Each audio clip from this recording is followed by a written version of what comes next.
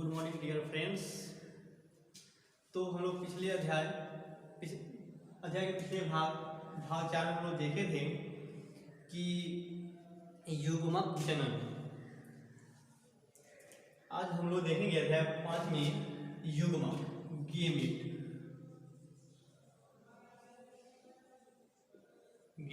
युग्मक क्या है? तो युग्मक एक प्रकार की अगुणित संरचना है जो नए जीव के निर्माण में भाग लेते हैं, युग्मक कहलाते हैं। युग्मक का निर्माण प्राथमिक जनन अंग के द्वारा होता है। युग्मक के प्रकार, टाइप ऑफ गेमिट।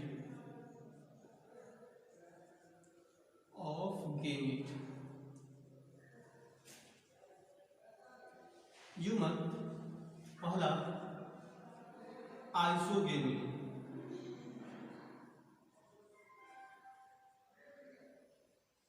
आइसोगेमी इसे कहते हैं समयुग्मकी। समयुग्मकी वैसे युग्मक जिसके आकार तथा परिमाप समान होते हैं उसे समयुग्मकी कहते हैं। अर्थात नर तथा मादा युग्मक का आकार तथा परिमाण अगर समान हो तो ऐसे युग्मक को समयुग्मकी कहते हैं। जैसे ये नर युग्मक, मादा युग्मक।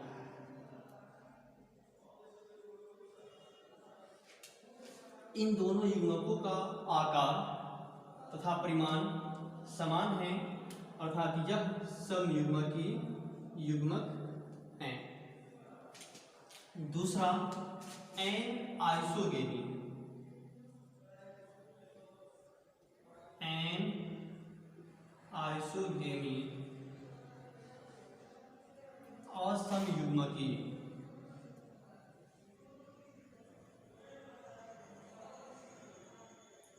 वैसे युग्मक जिसके आकार समान तथा परिमाण अलग अलग हो उसे असमयुग्मकी कहते हैं। जैसे ये एक नर युग्मक तथा इसी के समान दूसरा मादा युग्मक। मादा युग्मक दोनों का आकार समान है लेकिन इसका परिमाण यानी साइज अलग अलग है। इस युग्मक को असमयुग्मकी कहते हैं। तो इसमें लिखेंगे वैसे युग्मक जिसका आकार समान तथा परिमाण अलग अलग हो उसे असमयुग्मकी कहते हैं। तीसरा ऊगेमी या ऊगेमस। ऊगेमी विषम युग्मकी। विषम युग्मकी वैसे युग्मक जिसके आकार तथा परिमाण अलग अलग हो उसे विषम युग्मकी कहते हैं। जैसे ये नर युग्मक सर्पिलाकार तथा मादा युग्मक गोलाकार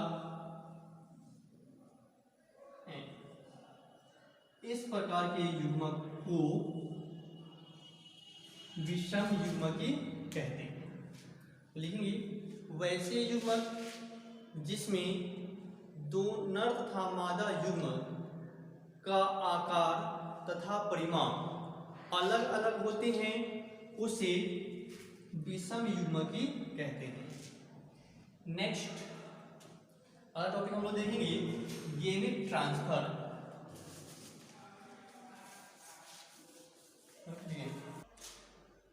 दूसरा बी युग्मक स्थानांतरण, गेमिट ट्रांसफर।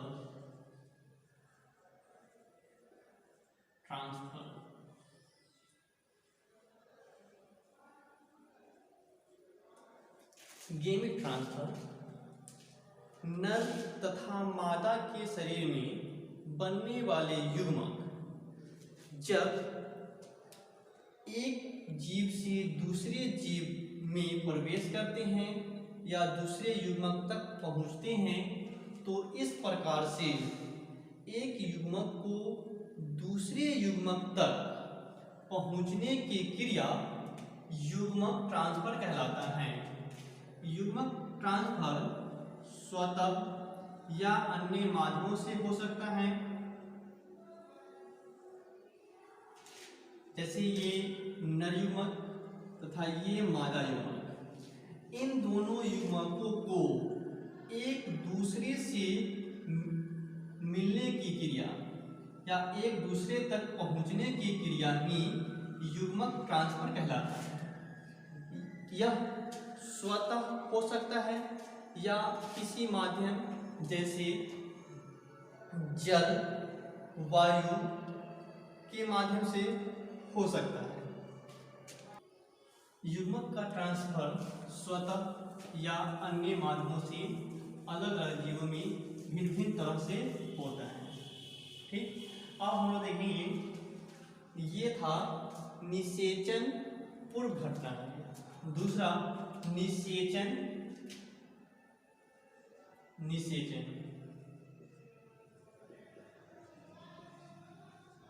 फर्टिलाइजेशन।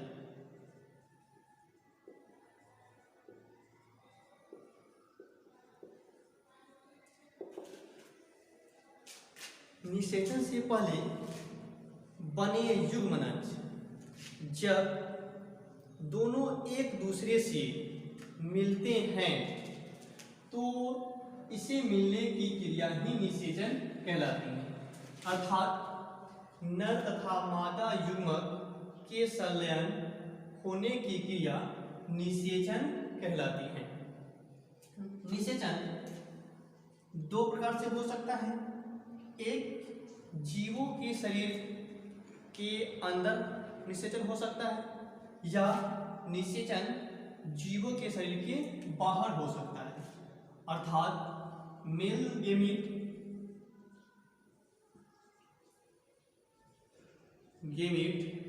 तथा फीमेल गेमीट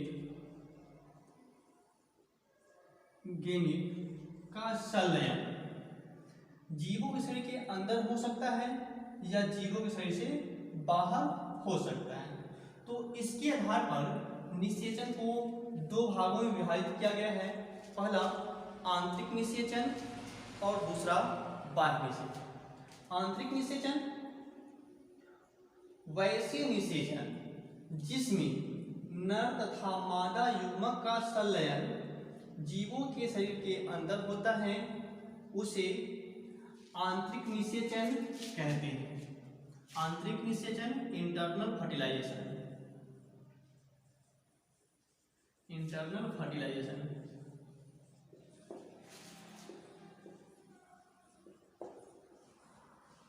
जब ये मेल तथा फीमेल गेमीट का मिलन जीवों के शरीर के अंदर होता है तो इंटरनल फर्टिलाइजेशन कहलाता है। दूसरा एक्सटर्नल फर्टिलाइजेशन।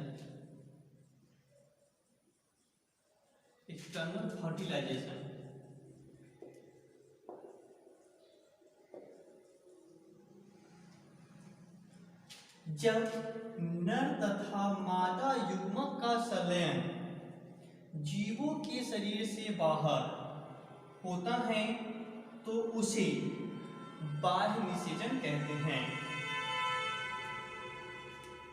अब हम लोग देखें तीसरा निषेचन पश्च घटनाएं, अर्थात निषेचन के बाद की घटनाएं। तो निषेचन के बाद ये मेल तथा फीमेल गेमीट नर तथा मादा युग्मक निषेचन के बाद युग्मनज जाइगोट का निर्माण करते हैं। यही जाइगोट विकसित होकर एम्ब्रियो एम्ब्रियो बनाते हैं, भ्रूण बनाते हैं, और यही भ्रूण विकसित होकर नए जीव अर्थात फीटस में बदल जाते हैं, नए जीव का निर्माण करते हैं। ठीक, निषेचन पश्च घटनाएं।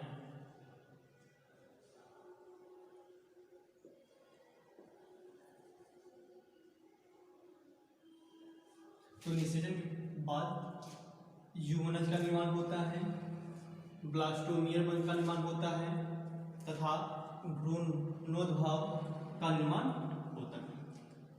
तो हम लोग पॉइंट देंगे इसमें निषेचन के बाद की कौन कौन सी क्रियाएं होती हैं। तो पहला हम लोग पॉइंट लिखेंगे युग्मनज का बनना, युग्मनज का बनना। दूसरा ब्लास्टोमियर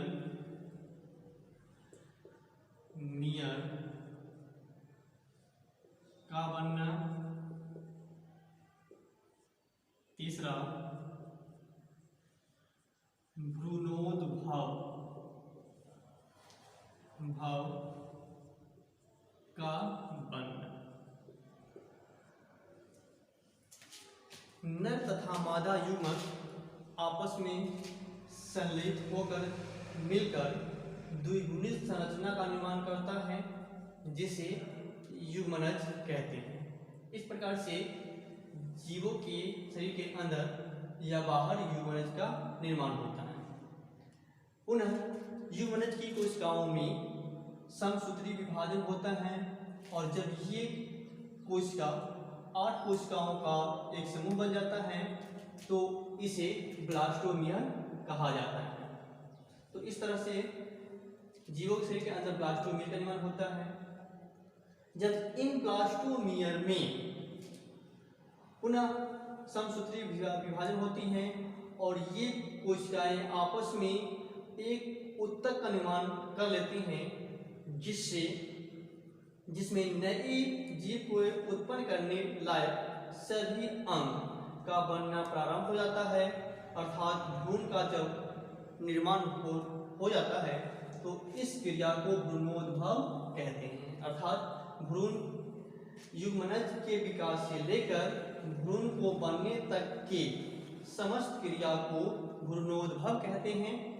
तो ये था हमारा निषेचन की क्रिया। दूसरा हम लोग देखें निषेचन, और तीसरा निषेचन पश्च क्रिया। ठीक, इसके बाद हम लोग फिर मिलेंगे अगले अध्याय भाग में। तब तक के लिए गुड बाय।